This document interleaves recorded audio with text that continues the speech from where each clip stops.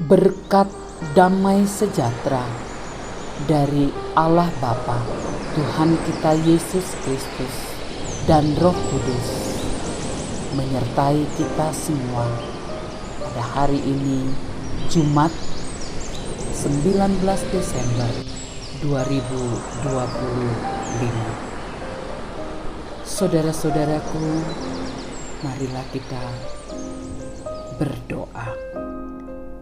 Ya Tuhan kami, Yesus Kristus, yang memperhatikan setiap hidup kami, tolonglah kami untuk dapat hidup dalam damai sejahtera-Mu, karena kami tahu ketika kami dekat dengan Tuhan, maka damai sejahtera itu akan menguasai kami.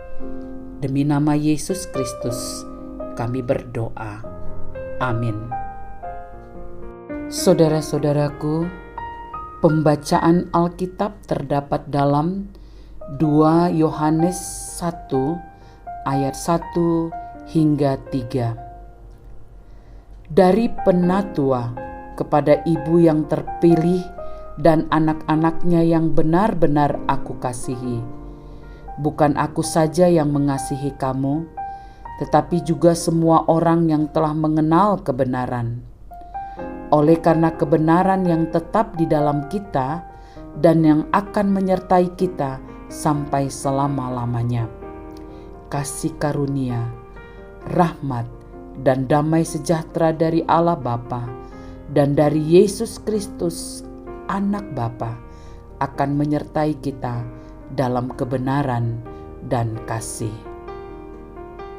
Judul renungan kita hari ini, penyertaan Allah memberi damai sejahtera.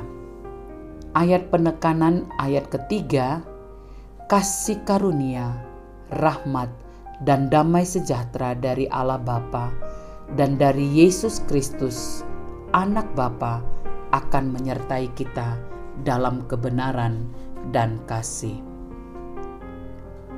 Saudaraku, sewaktu anak kami masih balita dan mulai masuk sekolah di tahap taman kanak-kanak, tugas saya selalu mengantar dan menjemput anak saya. Dalam setiap perjalanan, baik pergi maupun pulang sekolah, saya selalu mengajak anak saya berbicara. Hal ini saya lakukan untuk memastikan, pertama, agar anak saya menikmati setiap harinya di sekolah dengan rasa penuh sukacita dan tidak takut. Kedua, saya selalu bertanya tentang apa yang anak saya dapatkan hari itu, dan setiap kesenangan yang dia rasakan membuat saya bersyukur. Kehadiran orang tua di sisi anak membuat anak merasa nyaman dan tenang, serta memampukan anak untuk fokus dalam beraktivitas. Kitab 2 Yohanes 1 ayat 3 mengingatkan kita kembali akan penyertaan Allah dalam kehidupan orang-orang yang hidup dalam kebenaran. Kata damai sejahtera merupakan istilah yang sering kita dengar secara khusus di bulan Desember ini, dan tentunya sangat menguatkan kita. Pernyataan Allah yang Immanuel itu tidak bisa dibatasi oleh apapun, agar dalam setiap kondisi yang dialami oleh anak-anak Allah, mereka tetap merasakan damai sejahtera. Jadi, ada 2 hal penting yang perlu dilakukan oleh orang percaya. Pertama, membangun komunikasi dengan Allah akan memampukan kita untuk merasakan penyertaan Allah serta menikmati damai sejahteranya. Yohanes mengingatkan kita bahwa hidup di dalam Allah berarti hidup dalam kebenarannya. Dan ingatlah bahwa penyertaan Allah merupakan bukti bahwa Allah mengasihi orang-orang yang hidup dalam kebenaran.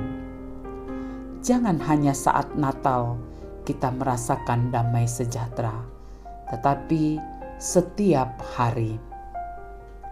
Kedua, damai sejahtera tidak bisa dibeli dengan apapun yang kita miliki. Dan itulah pengajaran iman Kristen. Penyertaan Tuhan yang direspons dengan baik oleh orang percaya akan mendatangkan damai sejahtera. Dan damai sejahtera menjadi sumber kekuatan untuk tetap hidup dalam kebenaran. Sebuah penegasan, penyertaan Allah sangat penting bagi orang yang hidup dalam kebenaran firman Allah. Saudara-saudaraku, mari kita berdoa. Bapa di sorga, ajarlah kami untuk selalu hidup di dalam kebenaran-Mu. Dalam nama Tuhan Yesus, kami berdoa. Amin. Para pendengar Renungan Oasis Fajar, kita telah mendengarkan uraian renungan ini. Baiklah, damai sejahtera Allah itu selalu menyertai kita semua.